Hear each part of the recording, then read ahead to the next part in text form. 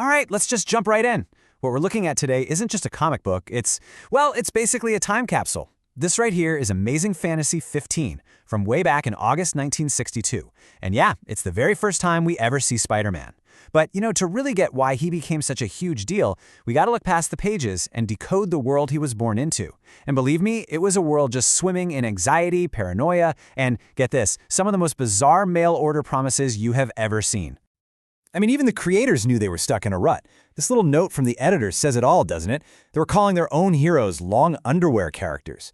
The whole scene was just flooded with these perfect gods, aliens, and super rich playboys. If they were going to make a splash, they needed something totally, completely different.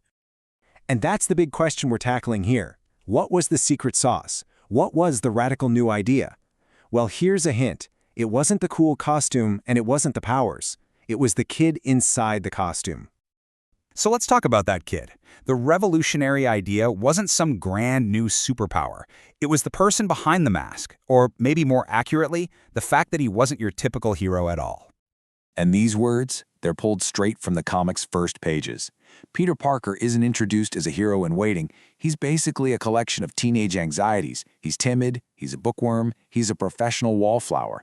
I mean, think about it. In a universe of confident Clark Kents and dashing Bruce Waynes, this was a game changer. A superhero who was, let's be honest, kinda a loser.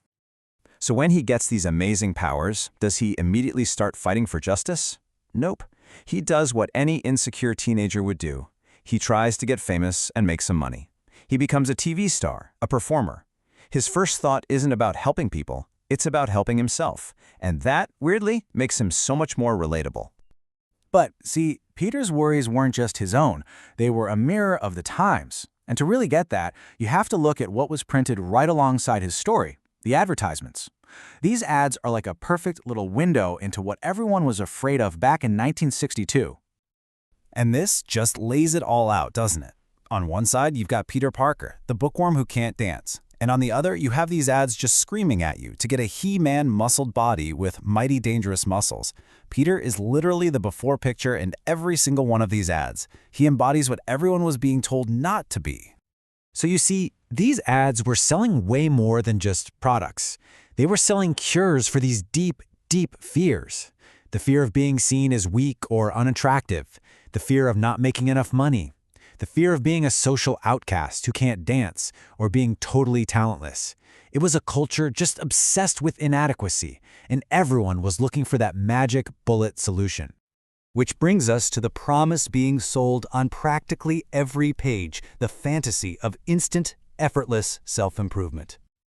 Get this, you can have a perfect body in just 10 minutes a day, with literally no exercise. What a deal! You can't draw? Who cares? No lessons, no talent needed. This little gadget will turn you into an artist, just like that. Broke? No problem. Start this business from your living room and boom, you're rich. This dream of transformation without any of the actual hard work is everywhere. And if you think about it, Peter Parker's radioactive spider bite is the ultimate version of that exact same fantasy. But the fear ran so much deeper than just personal stuff. The entire world felt like it was teetering on the edge of a cliff. The Cold War was raging, and there were much, much bigger things to be terrified of. And to see that, you don't even have to leave the comic book. Just flip to the back, to these little backup stories. They're like mini Twilight Zone episodes that plug directly into the paranoia of the era. These stories are pure 1960s horror. You've got stories about the world ending, about supernatural revenge, but the one that really nails the feeling of the time is There Are Martians Among Us. It perfectly captures that Cold War fear, that chilling idea that the enemy isn't thousands of miles away, but could be your neighbor, your friend, hiding right in front of you. Okay, so let's bring it all back to Spider-Man. We have a world that is terrified of being inadequate, that's desperately searching for easy fixes, and that's haunted by these huge fears of hidden enemies and total annihilation. It's into this pressure cooker that Spider-Man's story is born. Because at the height of his new TV fame, with money in his pocket and feeling on top of the world, Spider-Man sees a thief running from a security guard. And what does he do? Nothing. He lets him go. He smugly thinks, that's not my problem. He got his own easy fix, and now he's only looking out for number one. But then he gets home, and there's a police car outside. A cop gives him the news that just completely shatters his world. His Uncle Ben, the man who raised him, is dead. Peter is just consumed by rage. He throws on the Spider-Man costume and hunts the killer down. He traps him in a dark, abandoned warehouse ready to make him pay.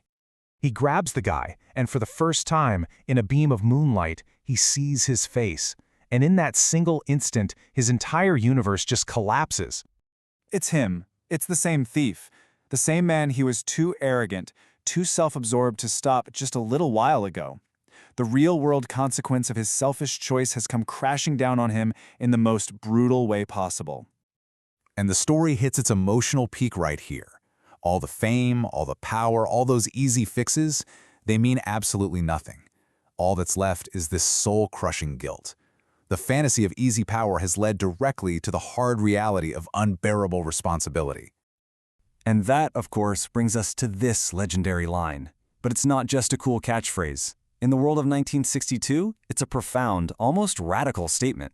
In a culture desperate for power without the work, whether it's getting muscles with no exercise or the powers of a spider, this story screams that power isn't a solution. It's a burden. It's a responsibility. And that's exactly why this story still matters so much. We still live in a world that's constantly selling us quick fixes for our own anxieties. And so the question this 60-year-old comic leaves us with is just as powerful today as it was then. What do we do with the power we have? And what exactly is our great responsibility?